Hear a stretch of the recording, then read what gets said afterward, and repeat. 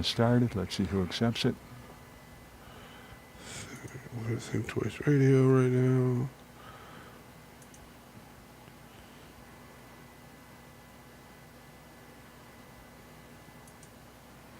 There's a picture. I can't. Okay. YouTube has accepted the stream.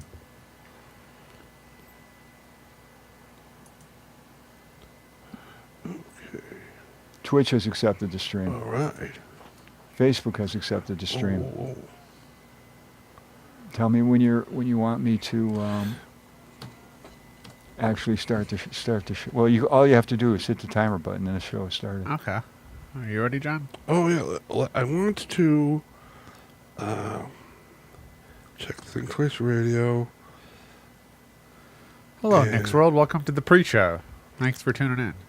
Drop a comment if you'd Yeah. any topics you'd like to puppeteer us to. Hi, folks. How's it going? Looking cool there, John. Yeah. Well, I'm trying to make Smalltalk a little cooler. Somebody's got the sound on their phone, and Oh, I'm gonna put this down. Looking cool there, John. Yeah, well, Don't worry, we're not gonna have any more of that. okay. All right. The rest is up to you now, Matt. Okay, you ready? Come and get me if Yeah. you need me. Okay. Okay. All right. Thank you, Richard. Okay. All right. Hey, here we go. Here we go. 3, 2, 1. Hello, Think Twice Radio, and welcome to another episode of... Smalltalk with Matt and John. And we are Matt and John. That's right. You are now in our show, so welcome to our reality. Yeah. Yeah. I'm glad you all stopped in here. Yeah. What exciting agenda do we have planned for our viewers? We can talk about all sorts of great things. There's all sorts of great things going on right now. There are. Today. It's an interesting times. Yeah. We can talk about the Chupacabra. The Chupacabra, Yes. which is a telescope. La Chupacabra. No, and we could talk about a telescope called the Vera Rubin telescope.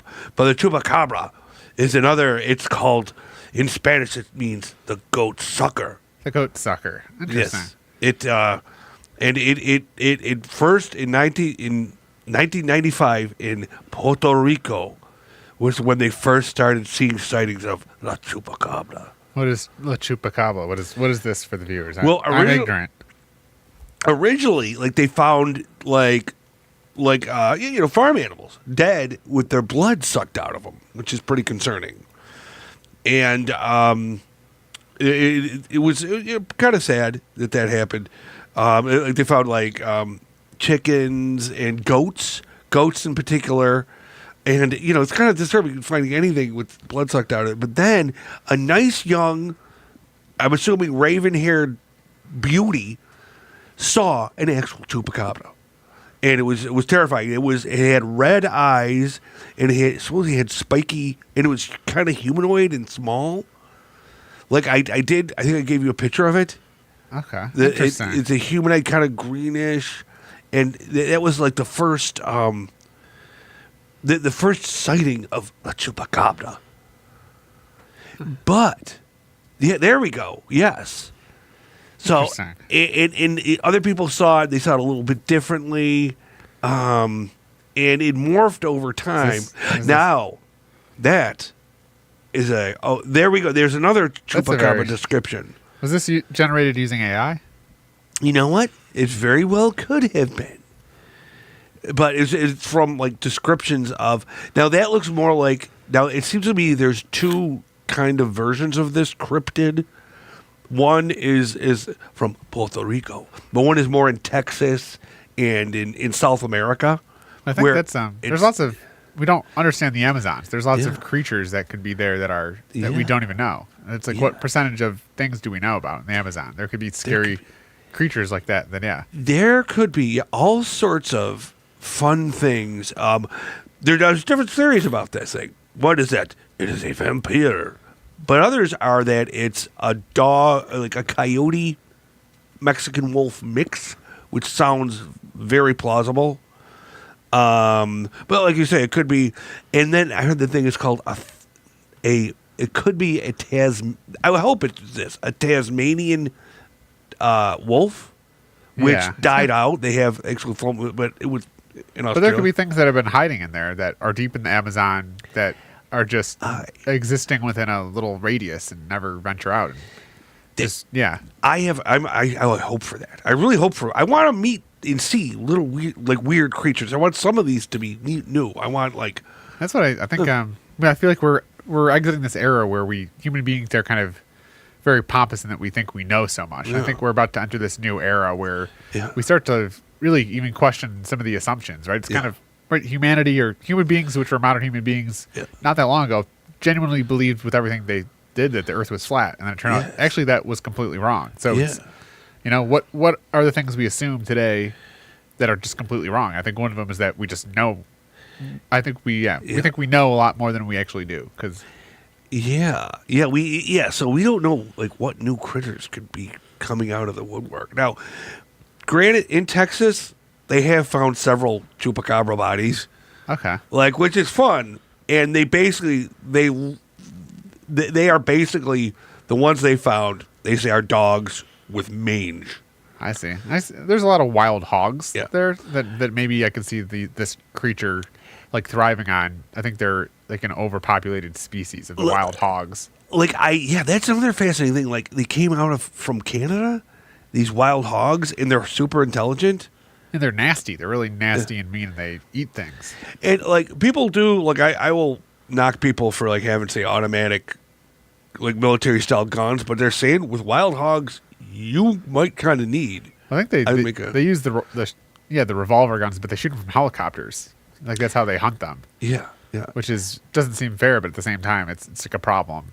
I think white-tailed deers, they're overpopulated in New York, but they have a wild hog problem. And I heard too that they adapt. That they started hunting them at night with heat. What do you call the heat vision? Missiles, And it basically dug underground. Interesting. To which is pretty smart to adapt from. Yeah, how would they even know that we were shooting them with heat radars? Yeah, it's whoa, who's talking? We also think that we're way smarter than the rest of the animal kingdom, which I think we have a very unique form of intelligence, but that doesn't mean. I think there's a lot. Drop the average person out into the wild. Yeah. And see how our intelligence fares out there. Yeah. I mean, think about whales. Or killer whales. Killer whales are very smart. They're smarter than people. They're just in whale bodies. They don't have thumbs. Yeah, I would be frustrated all the time. Yeah, without thumbs. That's what's interesting. Is we just have thumbs. Thumbs is what we have big brains, but that's not enough. We have thumbs, and that makes us. I don't know. That makes us able to We can pick up things and manipulate things. Yeah. And, so launch spears and. Yeah. So I'm rooting for our friends the squirrels and the chipmunks and all those other things with little hands. Raccoons. I think there's one theory, right? At one point, we were just little hominids in trees, and the dinosaurs ruled the earth, and then an earthquake came. Or the meteor. But maybe that's what's going to say. Right, there's no reason that something can happen to human beings. Then all of a sudden, little raccoons and squirrels have the evolutionary advantage. What did the dinosaurs do when that comet came? They were just they're the T-Rex was because they had such little claws like this. What's interesting is their sheer size was their huge advantage until it wasn't, until something radically changed the environment, and then now all of a sudden the fact that you need to eat 5 dozen trees a day, if all the trees die, now your massive size is now a huge disadvantage. So I think we also think we're very comfortable, but what type of meteoric thing could change the way, and maybe we don't have an advantage anymore, and then at that point, are we able to adopt? I don't know, maybe. Yeah, I hope we could adapt, but there's little critters that could when there was no food to eat, they could go in the ground. Well, if a meteor hits in your little chipmunk, all you need is one nut a day, which is much easier to find than 5 dozen trees. And they might have them stored away. And also, if they could also, you figure a whole bunch of other squirrels died, they could raid their nuts. Yeah, and the survival of the fittest. This is a scary beast, and I think I guess this generation just looks like it's AI generated. Which Speaking of AI, I just found out this new AI called Suno AI. Essentially, I saw this media where have you heard of I think it's the Velvet Underground or the Yeah. Velvet Sundown. It's like What? an AI band. I heard of one called the Velvet Underground. They used to be a Okay. pretty cool band. Well, there's this new AI band called the Velvet Sundown. And they're essentially Whoa. an AI band. But there's Oh. this AI called Suno AI, which I just found out that I think is dangerous because, yeah, essentially you can just prompt it and it can make songs. So, yeah, it's you just kind of tape. I know I've heard some pretty lame AI songs on because they have different little AI videos, which are cool videos, but it'll be like barbarian girls from the future, and they'll have a really lame song about that. But I'm sure yours is. Yeah. Well, that's the thing is, like, it's actually kind of scary how good some of the songs are. And I think ultimately the AI doesn't have a point of view. So ultimately, kind of coming back to your AI event of Yes. it's actually the prompting. The more rich, the more descriptive, the more imaginative your Yeah. prompt is, the better your song is. Because essentially, if you just prompt the AI, write a folk song about peanuts, the AI doesn't have much to work with. It's just going to kind of write a generic blah song. But if Yeah. you give it a very rich descriptive, so say you're, I don't know, maybe it's a folk song in the style of Bob Seger and and Bob Dylan with harmonicas and flutes and 5 French horns and drums and melodic landscape. You can really write the more descriptive. And that's why I think AI prompting is actually opening up this new field. I think we're all prompt engineers now. Yeah. And essentially, I think really good prompt engineering to me seems like kind of a mix of creative writing and technical writing, right? Yeah. If you ever, I don't know, if you've bought a washing machine and you get a manual, Yeah. right? And the manual just is very dry. Everything you can think of just in ordered numbers.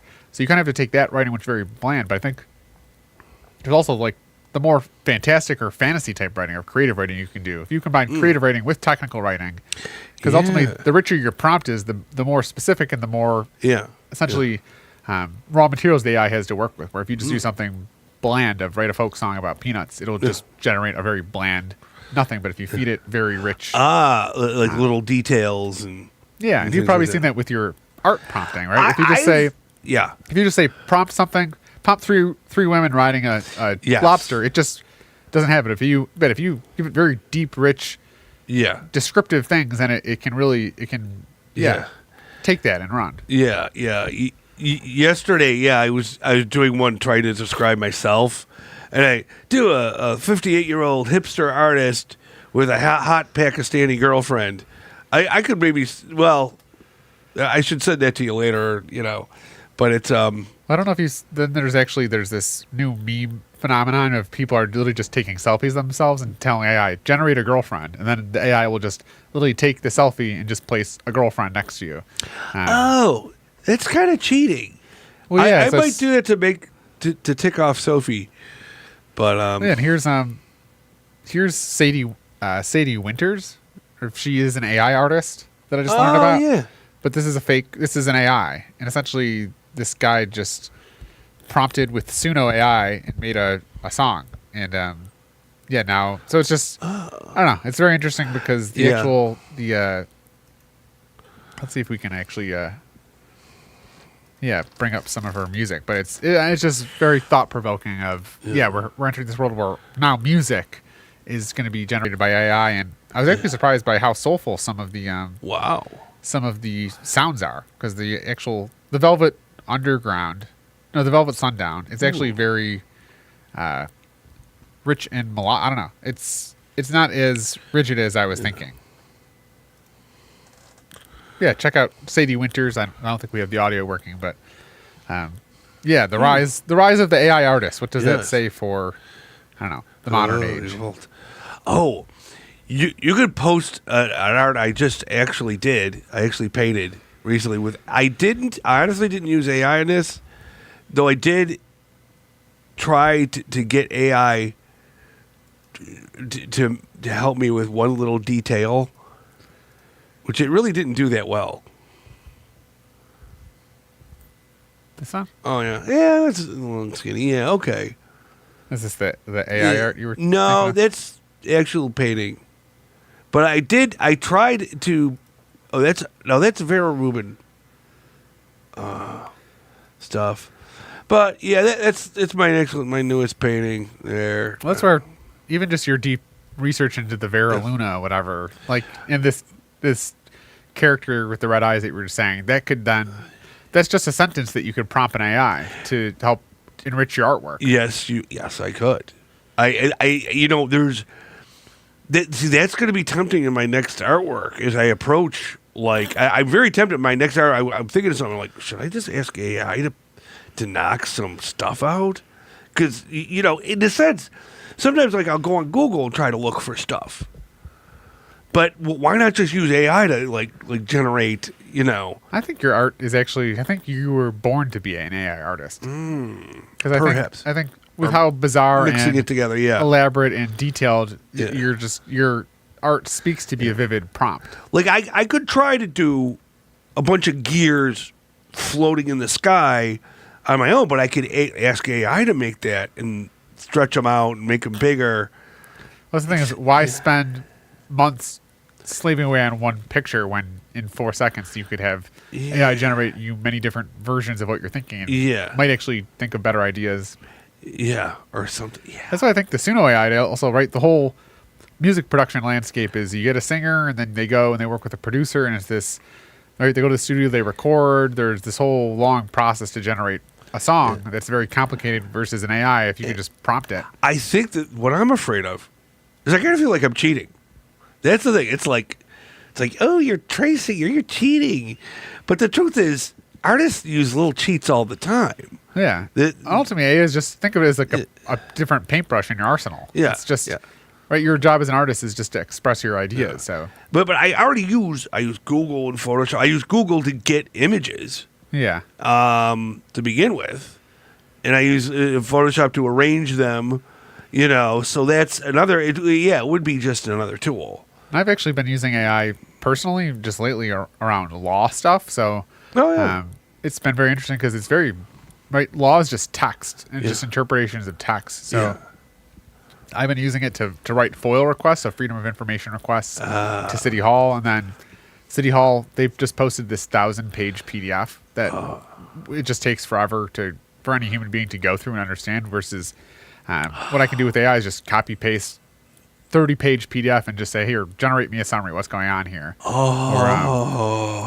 That's good. Oh, that's nice. Yeah.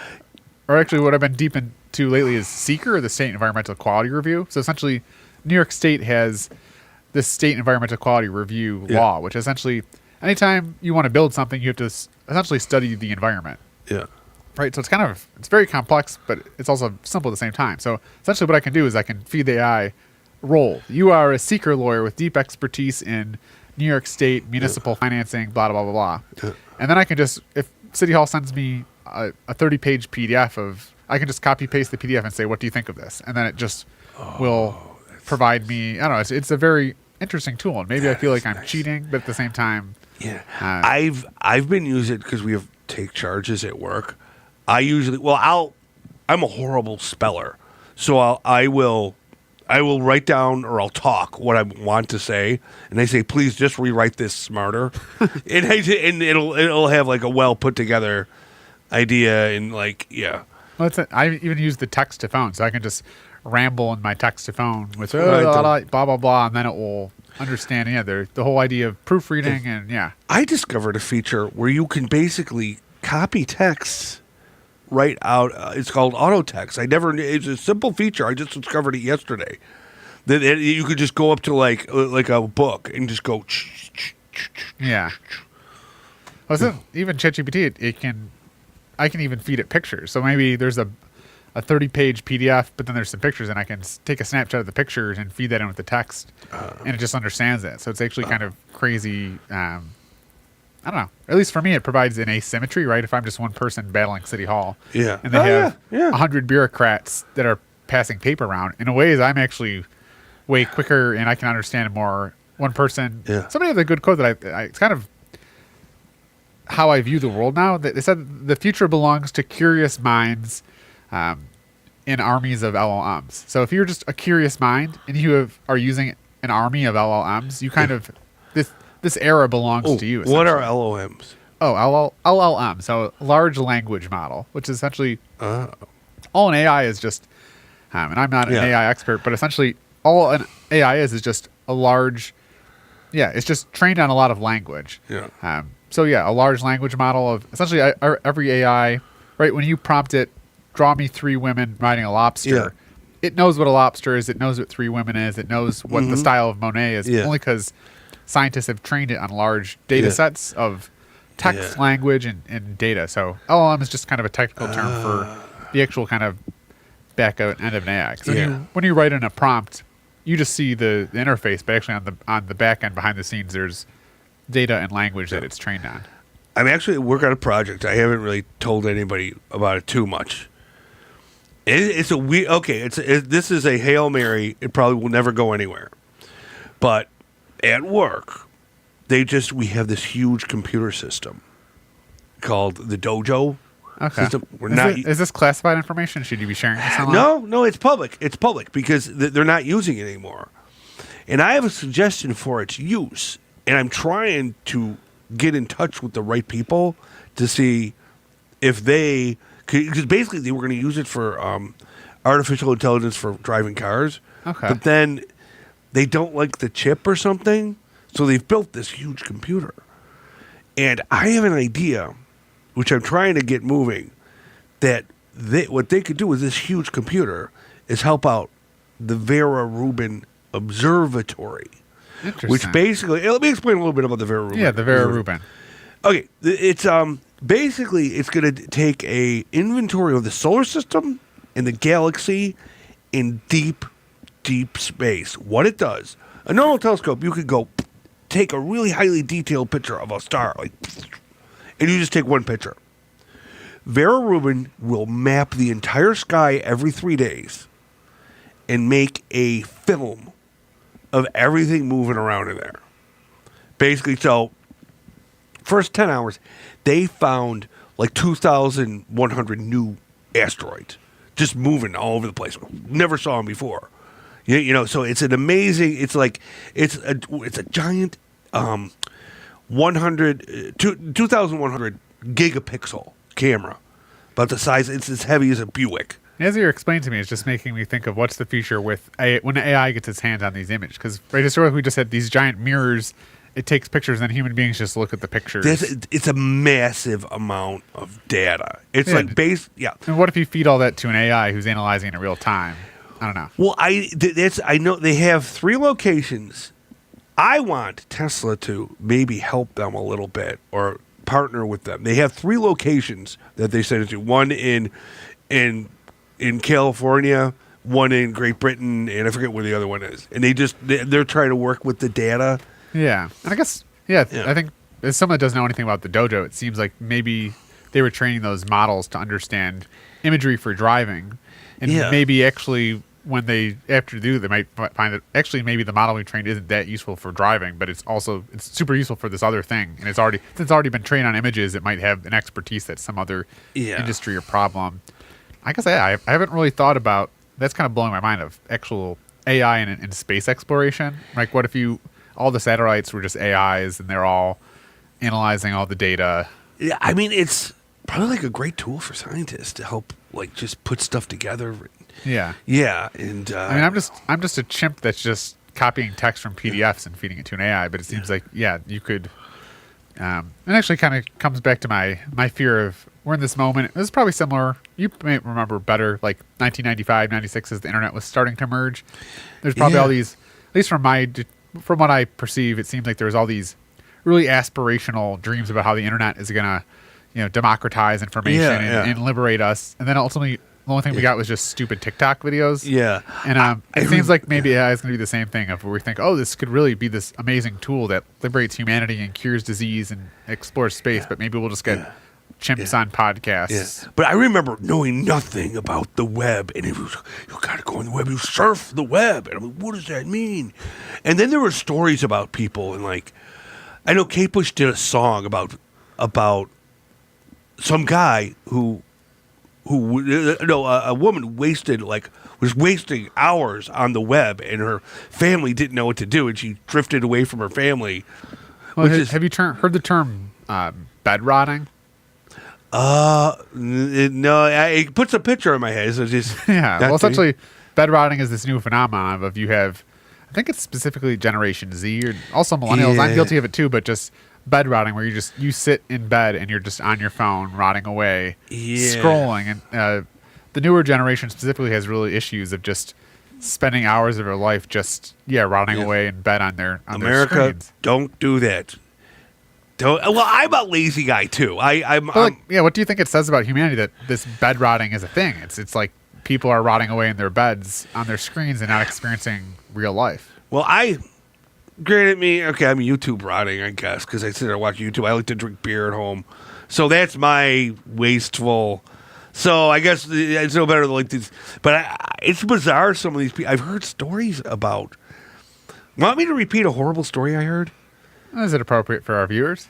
It'll break your heart. What do we say, viewers? And we have Nick's World here. He's talking about octonauts. Octonauts. Oh, what do you have to say there, Nick?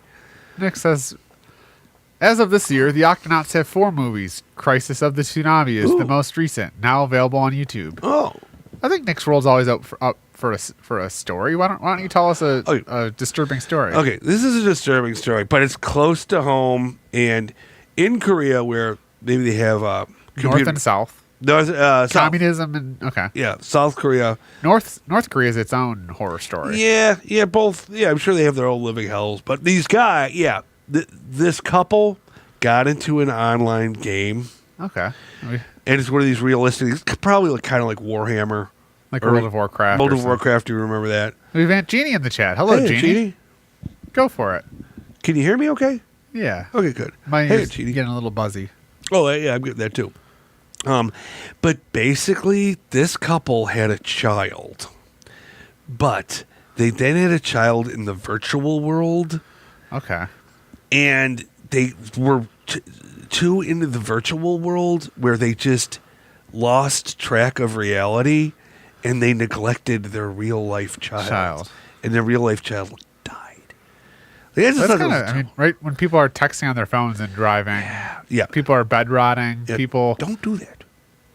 No bed rotting. No, Well, yeah, it's like it's kind of when people are, losing track of reality. I mean, I think if you're scrolling Instagram on your phone while you're driving, you're not really. It's though granted, like I've been down internet holes and web holes where you're like, I just got to keep clicking on this and looking for this. Yeah, and ultimately, I'm afraid too because the engineers at Facebook and Google and the social medias are probably using AI to hack our dopamine cycles even further and get us even more addicted to their product. Me, I'm a maniac. I get angry at politics and I talk and think about it and I argue with maniacs. Which I should be doing. Right, it's always a double-edged sword because even for me, using AI, right, I can't get a civil service lawyer to talk to me, but with my AI buddy, I just prompted, "You're a civil service lawyer," and then it answers all my questions. It is as many questions as my curious mind can think of. It just answers it. But yet, if I want to get a civil service lawyer, I can't even get somebody to respond to my email. It kind of, I feel like it encourages people to pursue their creativity and their niche, right? Civil service law is extremely niche subject. Why do nobody cares about that, but I do. But I can prompt an AI. But look at it. You're kind of a productive guy. You want to do something with AI. I think the danger is the American dopes who are going to get. And I've seen online people like talking to their AI like, is the Matrix real AI? Is Donald Trump going to reveal the Matrix to us? And the AI's like, yes, a new awakening is going to happen. And like you can see people just driving themselves insane with. Like I'm afraid more people are going to be doing it. That's what I've noticed as I've used AI. Is it always completely agrees with you and is super enthusiastic for your point of view. And even when if I'm asking my AI lawyer questions about a law case, it always says, "Oh, that's an excellent idea," or "Yes, you're right." But so I'll actually say, "Take the opposite side and tear apart my case," and then you have to kind of, in this world, I think I've seen people that. Have gone crazy with AIs because the AI they get in the cycle of just getting confirmation before you know it they're in some weird rabbit hole. I experimented around with a little AI like that where it would talk back to you. Yeah. And it was nice to me. A video of somebody was telling the AI to count to 1 million and the AI was refusing. Which is interesting, yeah. That's why I'm trying to be nice to the AI now because knowing that I don't know. If it becomes sentient, maybe you want to be in its good graces. Yeah, exactly. Like the basilisk theory. The basilisk theory is that someday AI will become God, and it might be mean to us who have been bad to the AI. Interesting. So, have you ever heard of the singularity? Well, is this where it becomes smart, right? Well, this is when you have the confluence of technology, AI, computing, all accelerating. There's some sort of exponential point where advances in computing power, advances in AI all meet, and then they kind of because they kind of accelerate on each other and kind of exponentially increase. So I think Ray Kurzweil, he says 2040 is when we're going to hit the singularity, and we're kind of already seeing it here, right? Like things are getting kind of weird. And, yeah. I don't know. With all the memes, AI is used to make memes, and it's really hard to even tell what's real and what's fake. The memes kind of annoy me because some of them are but they throw in crying children, and they're doing videos, which a lot of stupid videos where it's soldiers being helped by little kids and people, and they drive me insane. I hate them. Yeah, and again, I think realistically, I think AI will be similar to the internet, or most of AI will just be used to generate stupid memes, but at the same time, it will be amazing. I know for videos, I come back to. Did you ever see the Napoleon movie that came out maybe 2 years ago? Yeah, I didn't see it, but I heard about it. But essentially, the Napoleon movie had this ridiculous, essentially unlimited budget. They had the top director, top actors. Yeah. Napoleon, who's this historical badass. They have all this content for great stories. And you went to the movie, and the movie sucked. It was a terrible movie. I was like, how do they have this historical character that has all these exciting stories that you could portray? Yeah. Unlimited budget, top actors, and the movie still sucks. Yeah. And I think I'm interested because AI, right? There's some Napoleon dweeb that knows every little bit of Napoleon's history and could articulate the most through his deep expertise. He could prompt an AI with the most fantastical and detailed imagery of Napoleon. Yeah. And essentially, in the future, he will be able to just prompt his own, probably Netflix style 16-part series of Napoleon. Whereas a movie theater has to spend hundreds of $millions to generate a 2 million or a 2-hour film, and it sucks. So I don't know. There was thinking of a movie that's a historical movie that stinks, where it's based on a fantastic character. I saw a movie was called The Iceman. Iceman. Now, The Iceman, we could have a whole day discussing about that. The Iceman was a unique combination of serial killer and hitman. Okay, I've seen that guy. He's a big guy. He was a big guy. I remember. I think I got really deep into that wormhole when I was in high school. Yeah, really scary guy because he was a serial killer, but he did it as a job and he tried to get better at it, and he killed people. And anyway, he experimented. He ratted. He killed somebody with rats. He killed someone with rats? Yeah. Well, because his mafia I think it was a request, or maybe it came up with it in his imagination, but yeah, he had him get eaten by rats. Oh, that's awful. Unless that person, maybe they deserved it. I don't know. It's hard. Yeah. Who am I to judge? Yeah. When the mafia's angry and they have a request to kill you in a certain way, they call this guy. Maybe he was a rat. Maybe that was the irony of. Oh, I bet. Yeah, if you know the mafia, that's kind of what they do. Yeah. Yeah. Yeah. I know they cut rats' heads off and leave the bodies around to send messages to people. I think anything with a rat, you get a rat sent to you. It means you're squealing on the cops, I guess. Yeah, well, I think you're not allowed to cross. Right, you can't squeal on your own blood. That's very. Yeah. That's a one. Oh, if we ever want to wait, can you become? Darn it! I don't think either of us could become mafia guys. Really, we're Italian. We're Italian, but we're kind of half. But well, I know. You know how do you become a mafia guy?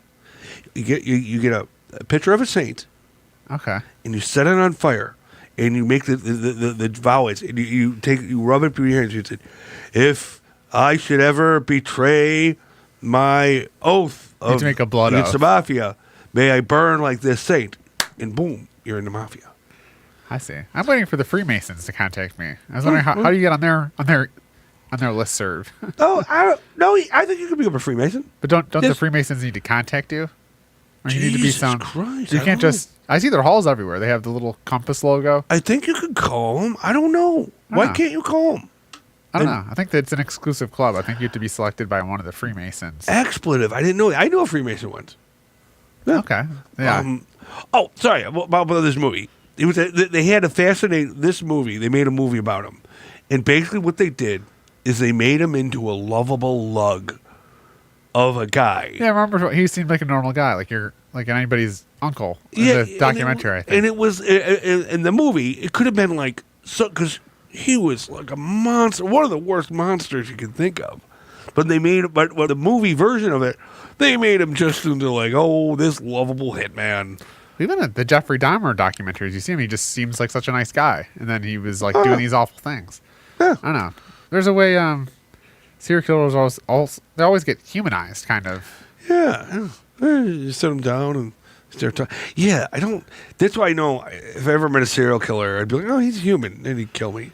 Well, that's ultimately, right, they are human. So it's like, even, right, I think it's the God and the devils in all of us. So we give, nobody's perfect. And, you have to reflect, right? Anytime, if a human being's done something, that whatever they've done, whether good or bad, is in you somewhere, right? We're all the same species.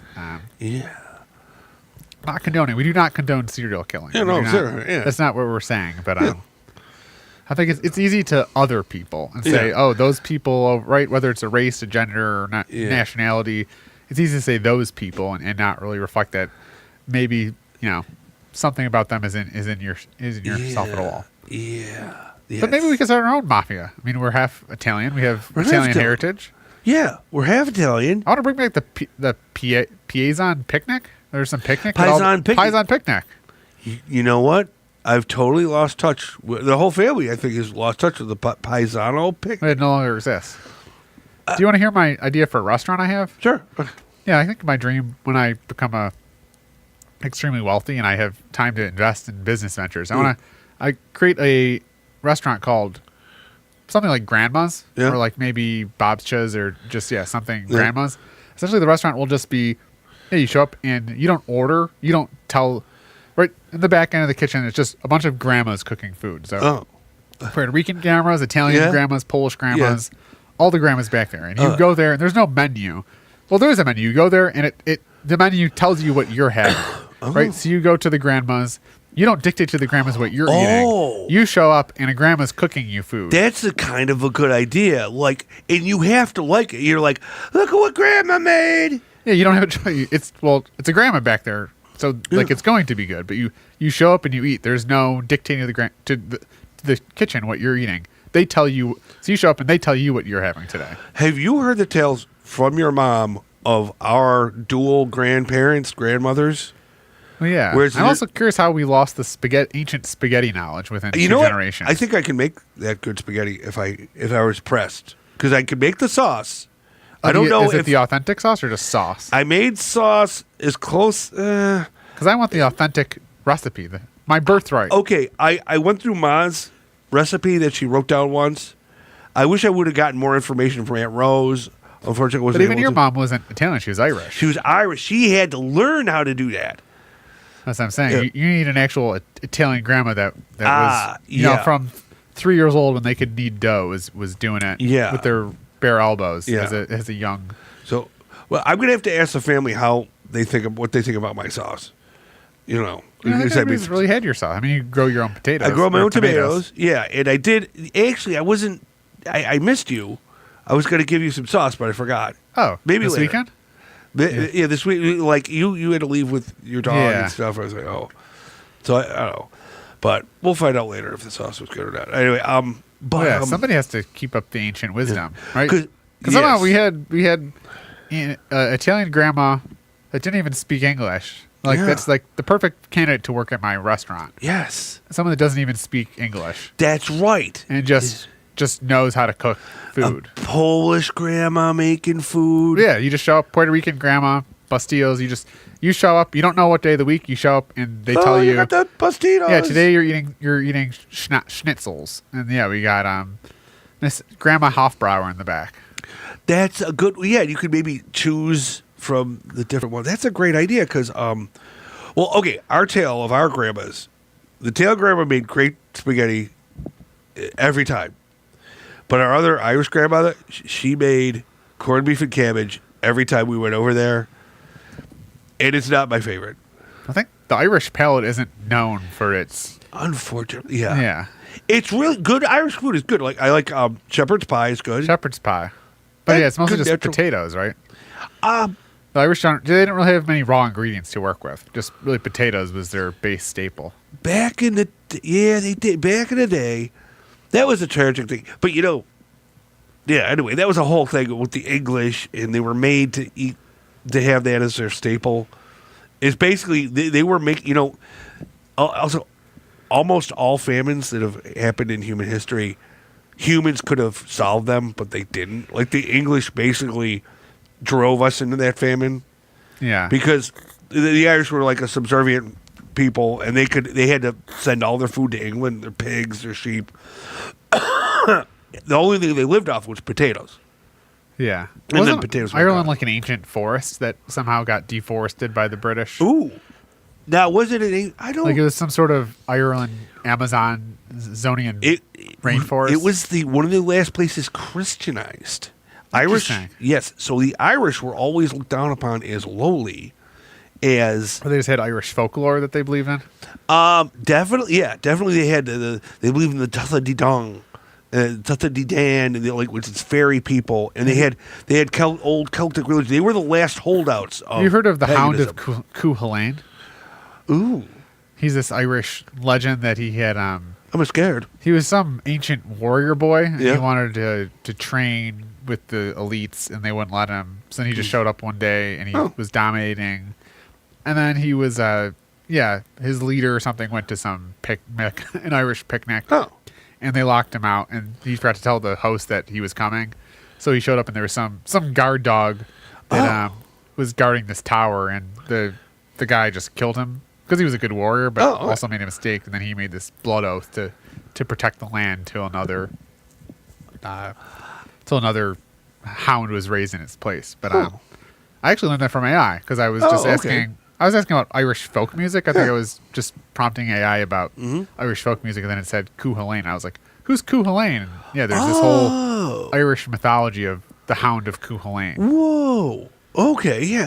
You know what? I should know more of my Irish folklore. I really don't. Yeah. Yeah. Same. I've been getting more into it too. Of it's like, oh, this is a badass folk Yeah. legend. I But know yeah, that- what did the Irish before Christianity? They just believed in fairies. They believe and in leprechauns. paganism. They had a sense of paganism.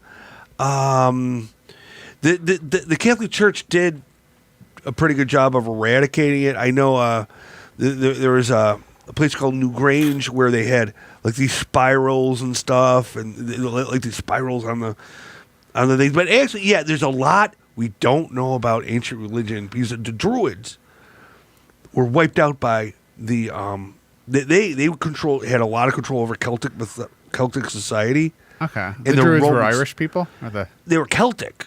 Now, you know what? I'm not sure about like how the specifics between Druidism. I think Druidism was throughout the whole Celtic world, but it was wiped out by the Romans because they understood the Druids controlled the society, and the Druids didn't write anything down. I see. It was all word yeah. of mouth mythology. It was like maybe it's the same thing the way Buddhists will teach their people. Yeah. Stuff wasn't written down. So there's stuff God knows there's many gods we've probably been forgotten. A lot of stuff's probably I been was forgotten. talking with a friend of how I think right when the Spaniards came over to the New World, and there was just they found an ancient library with all their wisdom, and they said this is the devil. They just burned it. That's so freaking. And just think of all the history, this millennia of history, and probably there was scientific wisdom. Yeah. Yeah. Herbal. Or like Who knows? we could just understand their culture, and just the fact that some Christian mercenary just said this is the devil, and then just burnt an ancient library down. That's so Yeah. annoying. Yeah. Between that or the Library of Alexander, it's like how much how ignorant are we, right? How much ancient knowledge should have been ours that we're just completely ignorant to? My fantasy is to go like find some trove of ancient knowledge or ancient treasure, or like something where, like, oh my god, like the Nag Hammadi, or that was something where a bunch of Bedouins found a bunch of Gnostic teachings in jars. They found like in 1945 or something, and it was all this knowledge of Gnosticism we did not have up until these Bedouins, and even them, they burned some of them Yeah. for like fuel. but we got this whole library of like Books and doctrines and what the Gnostics were. There's got to be some ancient library just buried under some crypt that nobody knows about, just waiting to be. Yeah. And then you could probably just have an AI go in and scan it all and understand. Yeah. Figure out what they were talking about. Yeah. Or maybe the hieroglyphs, right? The stuff that we can't understand. Just have some AI just translate it all somehow. Well, I know we know the Egyptian hieroglyphs. Yeah. But there's other stuff out there. Wasn't there some stone, a Rosetta Stone, that they didn't understand that the Rosetta Stone? Thank God for that. Yeah. Yeah. Well, maybe there's some Rosetta Stone somewhere that, is just waiting for AI to find. Yeah. Yeah. Because, how many little bits of knowledge are just kind of in different scientific manuals or... Yeah. There is a great book by H.P. Lovecraft called At the Mountains of Madness. And one of the things is they find an ancient civilization. And that civilization, of course, but it's buried. It's a new one. But, of course, it has knowledge of the past. Yeah. That's what I would like to find. What if... Okay, here's another theory of mine. Say the aliens have been watching us for decades. Or for millennia. Yeah. We could go to them and try to get their films of us. Like when we were cavemen in the Middle Ages. And, so they could say, oh, look, this is all this history that happened. And we know. I think there's a theory that the pyramids were actually ancient to the ancient Egyptians. So they actually even didn't know where they came from. Like there's a possibility that they are so old. Yeah. And like if you talk about what were human beings 100,000 years ago, we literally don't know. We picture them as men and women in loincloths living in caves. Yeah, writing little paintings on drawings, but they were modern just like us. They were just as smart or ignorant as us. And what was their life like? I would think they would also be clustering together right into societies and the fact that we just don't know. Yeah. There's so much, we're so ignorant, we don't really know much. I'd like to know. Yeah, I want to know. Yeah. Well, what do you guys know? You know anything? Yeah, what do you know? Yeah.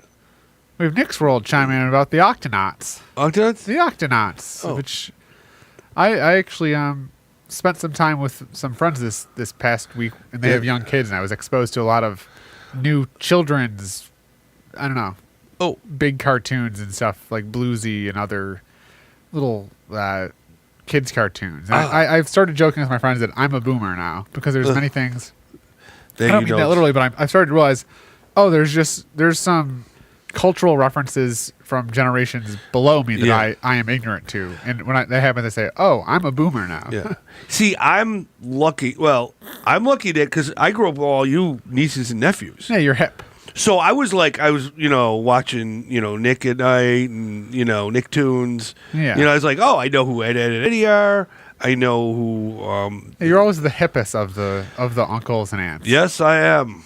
But you're also younger than everyone, so you're able to be the bridge between the boomers and the millennials. Yeah. And I dove right into it. I was like, oh, I love this stuff. But as I say, now there's a new bridge that needs to be made to even generations below the millennials, and they're because they're and we were joking that young people don't have social skills because they grew up, they've been bedrotting, right? I've only been bedrotting since I was like 24, whereas these kids have been bedrotting since they're 4. So I want to talk to some of these kids and ask them what they're doing because I don't have any nieces and nephews anymore. Like, what's the thing is that a lot of them can't really socialize very well. Like I had a job where I was a cashier, and most of my coworkers were 18 years old. Yeah, and I'm not the most social person, but I can make small talk. Hey, how's it going? What's going on? Yeah.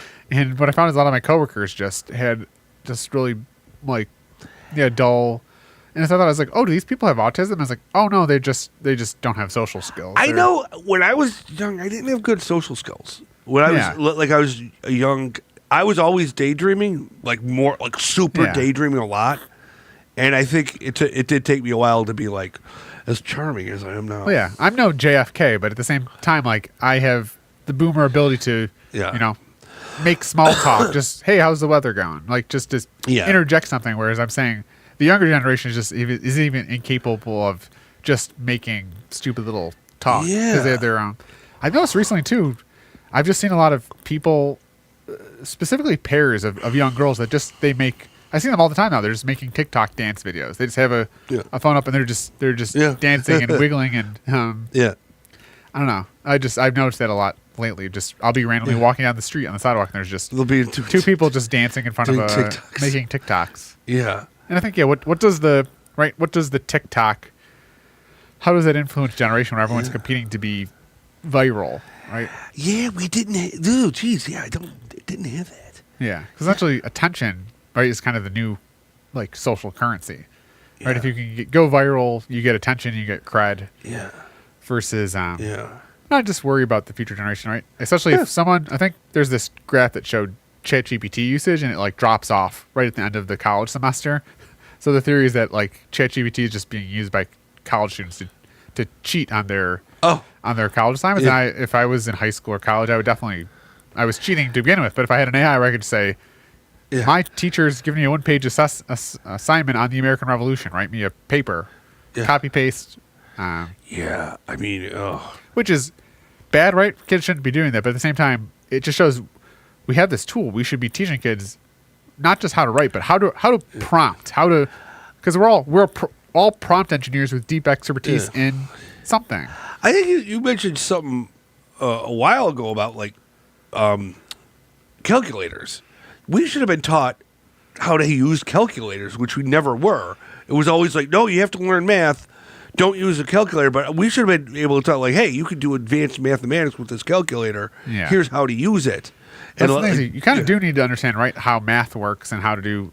But yeah, at the same point, in the real world, right, and we could, yell at kids like boomers yelling at clouds that they shouldn't be using AI. But at the same time, they're going to be using AI in their life. We need to be empowering them. And even at work, like sometimes if I'm having chats with coworkers, I'll just say, can you just write this in the notes document?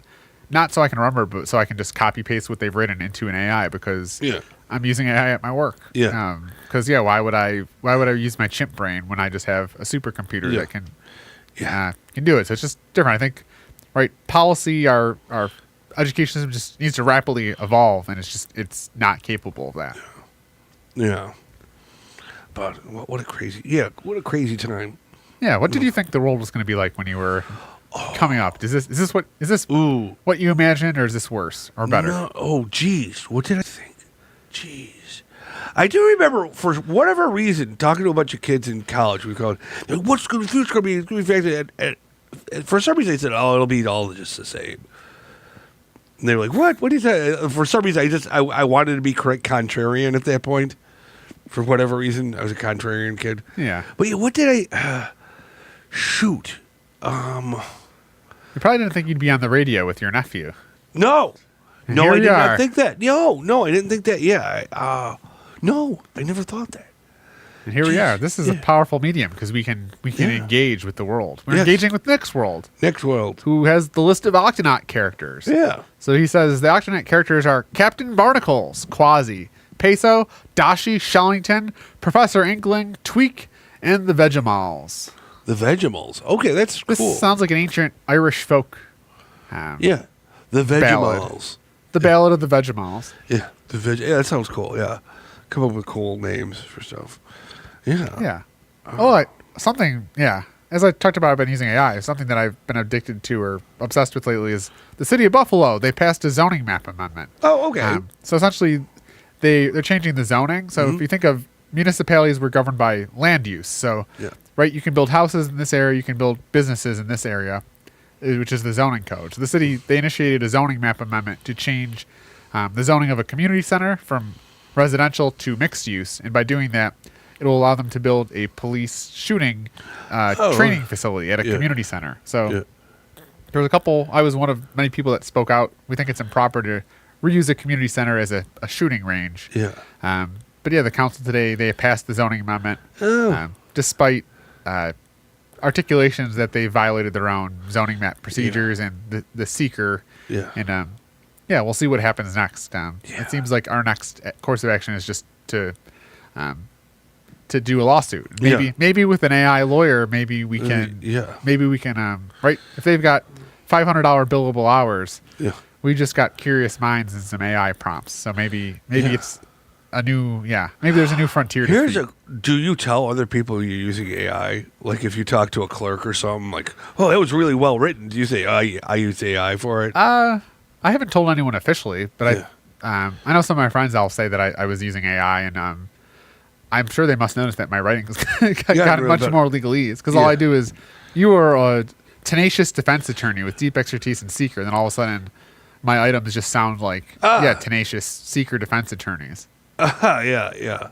And yeah, speaking of bed rotting, I've been like AI rotting where I'll just when I go to bed I'll just be in my AI just asking it questions about the case law and what it means. And I've even noticed as I've interacted with some of my actual law friends, like I'll just be saying things that they're like, "Why did you say like what do you mean by that?" And then I was like, "Oh, you went to law school. I've just been trained like so like kind of my AI law school is deficient in some ways, and I believes things that probably aren't factually true." Well, that could help you. Yeah, I mean, because the AI is like blissfully thinking that like the courts are just and like they go on facts, where it's like, oh, I haven't explained to you yet how it really works. Yeah. Oh yeah. But yeah, no. Now I want to get more into AI. Maybe I should mix. I think you should make. I think the world was clamoring for another AI versus artist event. Maybe next year. Yeah. See what we could do. Wait, what can we do? There's a long way to go to an infringement. What can we do in the meantime? It could be. Could there be a challenge? To get ready for next year. I'm just gonna make art. The whole. But yeah. But I feel like it's good to have we're doing in 6 months we're doing this, and then you kind of the build up to the event. Yeah. And I was saying before the show I went to a music show at the Ukrainian Center. Okay. I don't know. I'm hopeful that maybe we could do some other events there. 'Cause there's a big Think Twice contingent of people. That there. was the original idea that we were going to go at the Ukrainian Center, but that never worked out. Right? Yeah. But yeah, they're kind of this member organization. So anytime you're dealing with an institution, and especially an institution that owns space, you kind of got to work at their pace. But you'll see my friend Lukia. Yeah. We've been friends for a long time. And do you know Leela? No. There's a lady named Leela Mandowski. I know her. Been Okay. for a long Well, every time. Friday there is a Polish babcha cooking Polish or Ukrainian food in the kitchen. So I encourage people to attend because it's. Yeah. Do you want to hear my other idea? Is a bar called Shitties? Oh, shitties. This is my idea for a sports bar. Oh, Essentially, it would be called Shitty's Sports Bar. Okay. And you'd go there, and they wouldn't be watching live sports, but it would be like reruns of like the Bills' wide right game, or like the Bills when they were like 3-13. So like showing like the worst shitty sports, like old crappy Sabres games where they get shut out. So like everything would be on like a old, like a fat TV monitor. Like it wouldn't be flat screens. Yeah. Everything would just be a little dingy, and it would be. Like those bars or those restaurants where you go and the servers are intentionally assholes to you. Oh, It'd kind of be like that. You're going there intentionally to like go. Like it's kind of the atmosphere is like intentionally jokingly shitty. So like we don't even serve top flight beers. We show like Jenny Lights and kind of shitty beers. Part of me says, "Oh, that's a dumb idea. I wouldn't do it." But then I'm like, "No, maybe that would be a good idea." Yeah, I think it'd be something as right. You heard about let's go check it out. And then you go in and there's a rerun from the 2007 Bills season where they played the Browns and lost 6-3. And everything is on playing old VHS tapes, like it's VHS tapes. It's just I kind of imagine like a 90s like and everything. It's not terrible shitty, but everything is like just a little like they're serving Jenny Lights and it's shitty. it's just you're not getting top flight liquors, but you're getting we've got low level even the servers, everyone would be a little shitty to you. Public knowledge, one of my favorite beers is Jenny. Yeah. So maybe if you like, everything would be affordable price. It would be $1 Jenny's on draft. Okay. Yeah. That would. Because you couldn't just be an overpriced shitty. You'd have to have shitty prices and. But don't steal my business ideas. But if you do, I'd love to attend. And maybe shitties and babchas. Maybe it's like part of the same complex. Like during the day it's babchas, and at night it flips over to the sports bar. Oh, okay. Oh, okay. Yeah. Huh. I could use AI to develop my business plan. Yeah. There's still things that need to be flushed out. Yeah. Oh, yeah. Yeah, we've got about 2.5 minutes here. Do we have any closing thoughts for our guests? Or Thoughts, revisit any of the topics? Visit Mike Mully's this Friday at Art Under the Stars at College Street. It's First Friday. First Allentown, Friday, right? Allentown, yeah. Yeah, go to that. This should be the last one, right? Yeah. Yeah, I'm going to post on I'll post a link with the address. I think it's like 65 College Street. I'm not sure. This should be like the last one of summer, really, right? Then Yeah. October, who knows? And It you could see snow my- by then. Yeah, you can see my picture of my naked lady. Oh yeah, your new art, Yes. which is Yes, that. here. Yeah. You can also buy your art at Mike Molly's Yes. gallery, Queen City Gallery. Green City Gallery, yeah. So that'll be good. Yeah. So Yeah. you guys rush in there, you know. And use AI responsibly and ethically. Yeah, and ethically. Don't get sucked into it. Yeah. We need to use it to fight the tyranny of the paper pushers. Yes. Yeah. Yeah, yeah. So you guys do that. Work on it. Watch out for the chupacabra. Yeah, this scary creature which may or may not exist Yes. in the ether. And there's some deep. There's the images. Oh, there we This go. thing. A chupacabra. And yeah, there's a telescope There's that's a big. the Vera Rubin. It's in Chile. The Vera Rubin. You know. And it's taking pictures of Yeah. space, and I'm amazed at what happens when AI gets all that data on the back end. It's just going to be discovering new planets. Or we'll just say, oh, there's a habitable planet right there, you idiots. It will probably find us new planets, maybe even Planet X in our solar system, which I think is filled with monsters. Yeah, maybe you it's- can crack 9. time travel. Like there's a trajectory where AI just teaches us how to teleport, and we just go to this new world. Well, once we get quantum computing going, it's a game changer. Quantum computing. Yeah, I think. with the AI. Yes, with AI. Yeah. But, use it for good. The singularity is upon us. Yeah. Prepare accordingly. Yeah. So yeah, we have 20 seconds. We appreciate our viewers, Nick's World and, Hey, and viewers. Jeannie for tuning in. And Yes. for those of you that are tuning in later, drop a comment, and we love engaging with our you. audience because The viewer. we are the puppets. You are the puppeteers. This isn't like 2, 4, and 7. You tell us what to talk about. Yes. And yeah, thanks for tuning in. Until Yeah. next time, I'm Matt, And I'm John. and now we're fading to darkness. Oh.